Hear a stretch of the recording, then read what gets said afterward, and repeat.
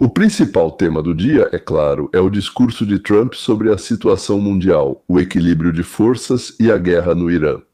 Mas quero começar com a afirmação da imprensa, tanto americana quanto internacional, de que MAGA, Make America Great Again. O movimento está dividido que metade do Partido Republicano não apoia a guerra no Irã, e que a opinião nos Estados Unidos é de que os americanos estão indignados por termos perdido a guerra. E que muitos, supostamente republicanos, estão deixando Trump e indo para os democratas. Se tudo isso for verdade, então todos os projetos de Trump estão acabados, porque em novembro claramente não elegerão os republicanos. E é o fim do renascimento na América, o fim do sonho, bem-vindos ao paraíso socialista. É isso mesmo? Bem, vamos começar com o apoio ao Trump no movimento MAGA, e depois passaremos ao discurso histórico do nosso presidente. Entre os republicanos que se identificam como apoiadores do MAGA, o índice de aprovação do Trump é de 97%, nada menos que 97%. Mas isso, é claro, empalidece em comparação com a última pesquisa da NBC, que mostrou que Trump obteve um resultado perfeito entre os fiéis apoiadores do MAGA, 100% de aprovação. Até mesmo Harry Enten, da CNN, foi obrigado a se impressionar com esse resultado de pesquisa sem precedentes. Mas MAGA, quantos são? Talvez metade já tenha fugido desse tal MAGA de vocês? Isso é parte do Partido Republicano, mais os independentes que mudaram de lado, mais os democratas, aliás, em certa quantidade também correram para o MAGA. Então talvez hoje em dia só uma pequena parte do Partido Republicano esteja com o Trump. E o próprio movimento MAGA está crescendo. Segundo dados do YouGov, 65% dos republicanos agora se consideram MAGA, América em primeiro lugar. Esse é o maior índice registrado por eles em anos de pesquisa sobre o tema. Ou seja, o economista do YouGov, essa é uma pesquisa da população feita pela CNN, dizem que nunca antes houve tanto entusiasmo em relação ao movimento organizado por Trump quanto agora. Nunca houve. Antes, metade do Partido Republicano se identificava como MAGA, agora são 65%. Isso é um aumento enorme. Das rádios, TVs e podcasts vem a narrativa de divisão e fuga. Desconfiança, catástrofe. Simplesmente uma catástrofe. E especialmente uma catástrofe agora, porque não conseguiram mudar o governo no Irã. Se perguntar quem está vencendo a guerra com o Irã, veja, agora é isso. 76% com razão dizem que são os Estados Unidos, isso nem chega perto. Mas, considerando a histeria 24 horas por dia, a propaganda imposta pela mídia tradicional, você poderia pensar que isso é um Vietnã 2.0, mas, infelizmente para a mídia tradicional, a esmagadora maioria das nações ignorou a mídia tradicional. Eles os desligaram e reconhecem que cada indicador militar objetivo aponta inequivocamente que as forças dos Estados Unidos e de Israel esmagaram o Irã. Vamos falar, é claro, sobre o que os Estados Unidos e Israel não conseguiram alcançar. Mas primeiro, ainda assim, quais eram os objetivos mínimos e os desejos, ou seja, os objetivos máximos e, digamos, as esperanças otimistas, certo? Se quiser, podemos chamá-los assim. Então, os objetivos obrigatórios, ou seja, o objetivo mínimo, certo? A destruição da defesa antiaérea do Irã e do complexo militar industrial foi realizada. Bem, dizem que está em torno de 90%, eu não contei. A destruição da frota naval, dizem que está em 95%. A destruição dos lançadores, mísseis, depósitos e, em geral, da indústria relacionada à produção de mísseis. Bem, de acordo com diferentes estimativas, de 80% a 90% foi bombardeado. Como dizem israelenses e americanos, deem-nos mais 1 ou 2 semanas e terminaremos o trabalho. A destruição dos centros restantes de desenvolvimento e produção de urânio enriquecido, incluindo os laboratórios, foi realizada. Novamente, alguns dizem 80%, outros dizem 95%. Bem, vou te dizer o seguinte, parece que muita coisa que precisava ser destruída já foi destruída. Obrigado, a frota deles acabou. A força aérea deles foi destruída. O potencial deles de mísseis balísticos foi reduzido em mais de 90%. O potencial deles de drones foi reduzido em mais de 90%. As capacidades de produção deles foram completamente destruídas.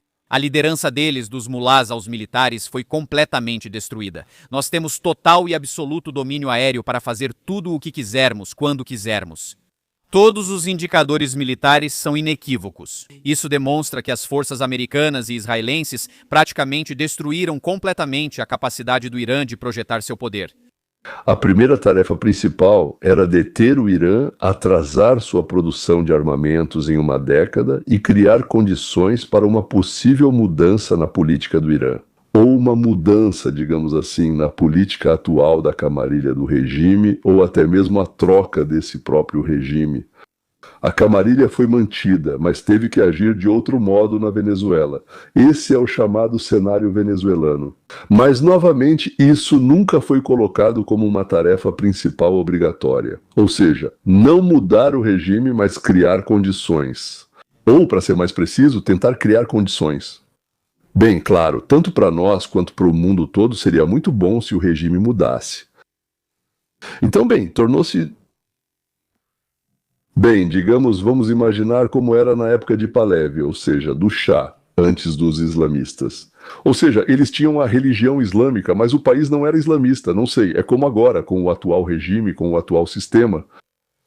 Para que o Irã mudasse sua política, entrasse em coalizão com a Arábia Saudita, Israel e assim por diante, e assim por diante, e assim por diante.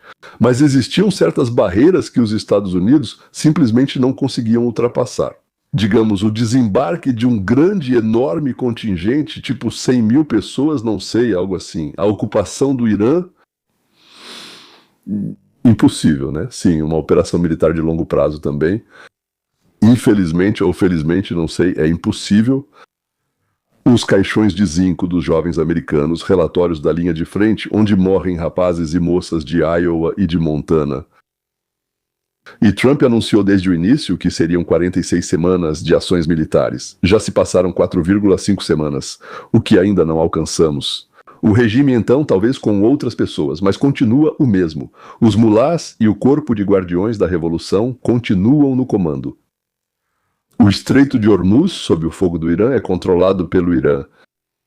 Quem pode, por assim dizer, atacar é quem, por assim dizer, controla. Israel e os países vizinhos estão sob fogo.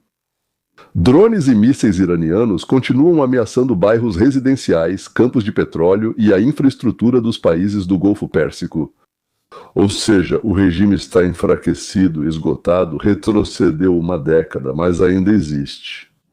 Não houve força interna ou externa ao Irã, capaz de enfrentar a guarda revolucionária e libertar o Irã. O que mudou no mundo? O Irã não tem mais produção militar. O único lugar de onde eles podem obter mísseis é da China e da Rússia. No entanto, o Irã está com as mãos livres. E eles vão, aos poucos, mas continuamente, atacar Israel e os aliados dos Estados Unidos na região. Aviões israelenses vão pairar constantemente e sem obstáculos no espaço aéreo do Irã, destruindo tudo o que parecer perigoso para Israel. Os Houthis e o Hezbollah vão continuar atacando Israel. E os Houthis ainda podem começar a reter navios com petróleo e outros produtos perto de suas costas. Esse é outro estreito, não tão estreito, mas ainda assim um estreito. Ou seja, seria muito ruim, certo? Sim e não. Ainda não levamos em conta o resto do mundo. A Ásia e a Europa recebem muitos recursos energéticos dessa região. Nem a China, nem o Japão, nem a União Europeia aceitariam ataques ou até mesmo chantagem com exigência de pagamento para que os ataques não ocorram. Enquanto o Irã lança mísseis contra os sunitas e Israel, a região permanece instável. Os compradores de petróleo têm opções. Se os Estados Unidos saírem, eles terão que resolver o problema de obtenção de petróleo sozinhos. E, como sempre, existem dois caminhos. O primeiro é enviar esquadras militares e proteger suas rotas comerciais, ao mesmo tempo em que atacam pontos no Irã de onde partem drones e mísseis. E o segundo é negociar com o Irã. E se a Europa não tem muita força para isso, né? Ou melhor, até tem força, mas não tem vontade política, então a China, que recebe cerca de metade do seu petróleo do Golfo do Brasil, hoje, pouco antes do discurso do Trump, apresentou uma proposta de como resolver essa situação, dizendo que seria rápido e sem tiros. Mas por que eles fizeram isso? E para quem isso é bom ou ruim? Que a China se beneficia do que ela mesma propõe, isso é claro. Mas e quanto a todos os outros? China e Paquistão, não só a China. China e Paquistão apresentaram um plano de 5 pontos para acabar com a guerra no Oriente Médio. Cessar fogo imediato, negociações de paz, proteção da infraestrutura, passagem livre pelo Estreito de Hormuz, sob a égide da ONU, e tudo se resolve. Parece bonito, muito bonito. Vamos analisar com sobriedade. Quem propõe isso, por quê, o que está em jogo e a quem interessa. Então, o Irã fornece cerca de 12% de todo o petróleo importado pela China a preços abaixo do mercado por vias alternativas. Além disso, cerca de 40% de todo o petróleo que a China compra no Oriente Médio passa pelo Estreito de Hormuz. O Irã fechou o estreito. Para Pequim, isso é um golpe direto no plexo solar. Some a isso quase 70 bilhões de dólares em investimentos chineses no Paquistão através do corredor econômico. A instabilidade na região ameaça toda essa infraestrutura. A conclusão é simples. A China está tendo prejuízo. A China está perdendo dinheiro todos os dias enquanto a guerra continua. Se a guerra se prolongar, Pequim enfrenta uma crise energética em casa, uma derrota geopolítica na região e um precedente perigoso. E o que a China ganha se o plano for aceito? Bem, a reabertura do Estreito de Hormuz, a retomada do fornecimento de petróleo. Isso é meio óbvio. Status estratégico de pacificador global e um lugar à mesa na redistribuição pós-guerra da região, contratos para a reconstrução no Irã. Dá para ganhar muito, muito dinheiro. Influência diplomática e enfraquecimento das coalizões de sanções ocidentais. Os Estados Unidos lutaram com objetivos específicos: destruir o programa nuclear do Irã ou mudar o regime. O plano chinês propõe congelar o status quo. O regime iraniano sobrevive. O programa nuclear foi suspenso, mas não destruído. E discretamente dirão à China e ao Irã: não se preocupem, nós vamos ajudá-los a retomá-lo. Para Teherã, o plano é, claro, uma tábua de salvação, ataques à infraestrutura. Eles param, o regime ganha um fôlego e assim por diante. Israel, na verdade, lutou por um único objetivo: eliminar de uma vez por todas a ameaça nuclear iraniana. Para Israel, uma ação gradual não funciona muito bem. Ou melhor dizendo, não funciona de jeito nenhum. Um cessar-fogo em que o Irã mantém o regime e o potencial nuclear congelado não é uma vitória para Israel. Especialmente preocupante é o ponto que a China propõe: proteção das instalações nucleares pacíficas. Interessante, quem vai decidir o que é pacífico e o que não é. Esse mecanismo já falhou 3 vezes nos últimos 12 anos. Para Israel, esse plano é claramente ruim. Se o plano for aprovado, Pequim será o maior beneficiado. Os Estados Unidos terão um alívio tático, mas ao custo de uma derrota estratégica, eu diria. O Irã sobrevive, mas não se liberta. Israel ganha uma pausa antes da próxima rodada. Seguimos em frente. Passam-se 8 ou 10 anos e tudo começa de novo. Então, taticamente isso é bom, mas estrategicamente está muito, muito, muito longe de ser uma vitória. Como resolver o problema do Irã sem usar força militar? A resposta já foi dada por Bibi Netanyahu. Chama-se Oleoduto Arábia Saudita, Israel, Europa. A essência do projeto. Netanyahu publicamente reviveu a ideia de construir esses oleodutos, ligando as regiões do Golfo Pérsico a Israel e depois à Europa. Em vez de transportar o petróleo pelos estreitos de Hormuz e Bab el-Mandeb, que é exatamente onde esses mesmos Houthis estão, nós podemos, disse ele, construir um oleoduto para o oeste através da Península Arábica até os portos mediterrâneos de Israel. Que oleoduto é esse? Não é tão grande assim. São 700 quilômetros a partir de Iambu, na Arábia Saudita, através da Jordânia até Eilat, com conexão ao oleoduto já existente Eilat-Ashkelon, que vai até o mar Mediterrâneo, aos portos e depois para a Europa. Por que isso é importante justamente agora? Israel busca se apresentar como um corredor seguro para a exportação de energia do Golfo Pérsico para o Ocidente. Ele mesmo vai proteger, naturalmente Israel vai proteger esse oleoduto. Diante das ameaças dos Houthis e do fechamento do Estreito de Hormuz, essa opção se torna muito valiosa. Israel vai ganhar algumas centenas de milhões de dólares por ano com o trânsito, mas isso não é o mais importante. O principal é que ele passa a estar alinhado com a Arábia Saudita e os países do Golfo, que ele salva de rotas vulneráveis e perigosas. A Europa recebe uma rota mais curta e barata para o petróleo do Golfo, contornando o Canal de Suez. A posição de Chaga é muito simples.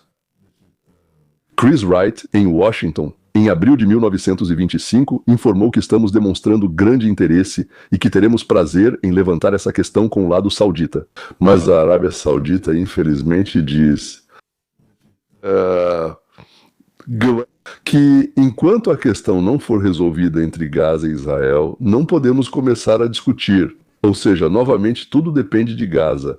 Bem, eu acho que no final das contas será preciso tomar algumas decisões em relação a Gaza, mas se o oleoduto for construído, isso muda tudo, absolutamente tudo, imediatamente. O Estreito de Hormuz perde o sentido para o Irã, deixa de ser um ponto de estrangulamento da energia mundial. O Irã perde sua principal carta na manga. Israel se transforma em um hub energético entre a Ásia e a Europa, e a normalização da Arábia Saudita com Israel se torna economicamente inevitável. Porque, senhores, vou lhes contar agora um segredo assustador que vocês nunca imaginaram. Os petrodólares são mais importantes do que a política. Pronto, muito bem. Já estamos conversando há bastante tempo, mas na verdade nos reunimos hoje para ouvir e avaliar o discurso do Trump. Vamos ouvir qual caminho para resolver todos esses problemas o Trump escolheu. Esse foi o segundo pronunciamento televisivo do Trump, 47. Ele começou parabenizando a NASA, que hoje, algumas horas antes do seu discurso, enviou um grupo de astronautas para orbitar a Lua por uma rota pela qual ninguém jamais voou. Depois, ele lembrou da Venezuela, de como com pouco derramamento de sangue, na verdade sem sangue americano, conseguiram mudar as relações com esse país, onde agora estão acontecendo grandes esforços para expandir a extração de petróleo. No Irã, disse Trump, vitória militar total. Durante 47 anos o Irã gritava, vamos matar os americanos. Todos os presidentes juraram que iriam neutralizar o Irã, mas ninguém moveu um dedo. Guiar significa corrigir os erros deles, disse Trump, e isso coube a nós. O Irã, eles explodiram nosso navio na época, fizeram nossos cidadãos de reféns, treinaram terroristas para matar americanos, cometeram um massacre em Israel e mataram seus próprios cidadãos. No total, nos últimos anos, cerca de 45 mil pessoas, sendo só 35 mil na última manifestação, eles não podiam receber armas nucleares e mísseis de longo alcance. Esse é o principal argumento de Trump, assim como de todos os outros presidentes americanos. Eu disse a mesma coisa desde o momento em que comecei minha campanha para presidente. Comigo, o Irã não vai conseguir. Só então ficou claro que ele quase conseguiu. Assim que eles mesmos disseram que já tinham urânio enriquecido a 60%, assim que descobrimos que a IEA encontrou lá algo em torno de 8.778 de novo, por assim dizer, como já falei, não me lembro. Não lembro o percentual exato de enriquecimento. Ou seja, em outras palavras, mais uma semana, mais 2, mais 3, e eles teriam urânio suficiente para 11 bombas, isso já foi calculado há muito tempo, seria o suficiente. Em 4 anos, Kekek. A Guerra Mundial acabou, sim, ela durou mais tempo. Considera-se de ponto a ponto, são 4 anos, né? A agressão russa na Ucrânia durou 4 anos e nós em 32 dias destruímos o poder militar. Do Irã, um país com bilhões em recursos e uma população de 92 milhões de pessoas, definitivamente não é um país pequeno. Ou seja, recebemos ajuda do Kuwait, Catar, Bahrein, Emirados Árabes, Arábia Saudita, Israel, disse Trump, e nós não vamos deixá-los na mão. Nós não vamos sair da região até que tudo relacionado ao complexo militar industrial seja destruído, até que esteja em ruínas. Essa foi a primeira promessa que Trump fez durante esse discurso. Nas próximas 23 semanas, disse Trump, o que ele disse, será destruído. E aviso que podemos decidir destruir toda a infraestrutura energética do Irã. E faremos isso em um dia, ou melhor, em um único ataque. E se o Irã fizer algo realmente ruim, bem, ele quer dizer, é claro, uma bomba suja radioativa, então destruiremos tudo o que estiver relacionado ao petróleo. Bem, isso foi o Trump avisando a China, a Ásia e a Europa para que explicassem aos iranianos que existem certos limites que, mesmo durante a guerra, não podem ser ultrapassados. Ele não disse uma palavra sobre a proposta da China, nem uma palavra sobre a Europa e a OTAN, mas disse: não precisamos do Estreito de Hormuz. Estávamos lidando com a questão nuclear que, infelizmente, não conseguimos resolver completamente durante o primeiro ataque. Ficou claro que eles estão juntando aos poucos de todos os lados, os amigos deles ajudam, nossos inimigos também sim, e ficou claro que era preciso destruir não só os pontos principais, mas tudo o que gira em torno disso. Agora, se os iranianos são tão idiotas a ponto de quererem isso pelo que fizemos ao mundo inteiro, então esse não é o nosso problema. Lidem com o Irã por conta própria. Se quiserem, paguem a eles pela passagem por Hormuz e depois aos Houthis pelo próximo estreito. Se quiser, mova seus próprios navios e aviões. Aliás, hoje representantes de 30 países compradores de petróleo vão se reunir para decidir o que fazer nessa situação. Mas vocês, se não quiserem lutar, sempre têm a opção de vir aos Estados Unidos e comprar nosso petróleo, ou, digamos, o venezuelano, certo? Nós, disse Trump, depois do caos e da desordem sob Biden, temos muito petróleo, muito gás, a indústria está se recuperando e os empregos estão aumentando. Depois de sairmos do Irã, o preço da gasolina aqui vai cair drasticamente. E em breve os cidadãos americanos também vão receber cheques para compensar os gastos causados pelo aumento do preço dos combustíveis. Muito dinheiro. Muito, disse Trump. Ele não informou o valor nem a origem desse dinheiro. Nós, disse Trump, estamos nos livrando de um tumor cancerígeno no corpo do planeta. De fanáticos que queriam nos destruir, nossa cultura, nossa religião, que provaram que matam sem pensar duas vezes. Porque o que fizemos foi necessário, foi oportuno e foi correto. Foi apenas curta,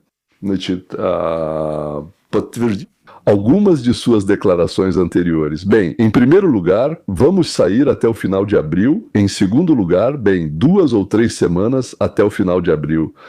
Em segundo lugar, nós, se nada acontecer, vamos bombardear todo o sistema de energia do Irã. O que pode acontecer? Eu não sei, talvez negociações, sim, mas se algo acontecer, uma bomba suja, então toda a indústria petrolífera do Irã. Em terceiro lugar, para nós, o Estreito de Hormuz não é importante, e para quem for, que vai e proteja seu próprio petróleo. Se vocês compram do Bahrein e transportam, e o Irã atira em vocês, isso não é nosso problema, é problema de vocês. Nós propusemos resolver isso juntos, vocês não quiseram, tudo bem, agora resolvam sozinhos. Então vocês também têm a segunda opção de se ajoelhar diante do Irã, isso é problema de vocês. Em quarto lugar, digamos assim, meus compatriotas. Em breve vocês receberão compensação pelas despesas, depois vamos baixar o preço da gasolina, aumentar os salários, ou seja, vamos reduzir a inflação e aumentar o emprego. E vamos proteger vocês de regimes terroristas, tanto em casa quanto no exterior. Então quem venceu? O Irã, que está em ruínas, mas não mudou o seu regime? Ou o mundo, que quebrou os dentes do Irã? Então, bom, eles podem colocar dentes novos de novo, você pode dizer, ou talvez cresçam de novo, sim, talvez, e nós vamos arrancar esses dentes de novo. É isso, até logo e até a próxima.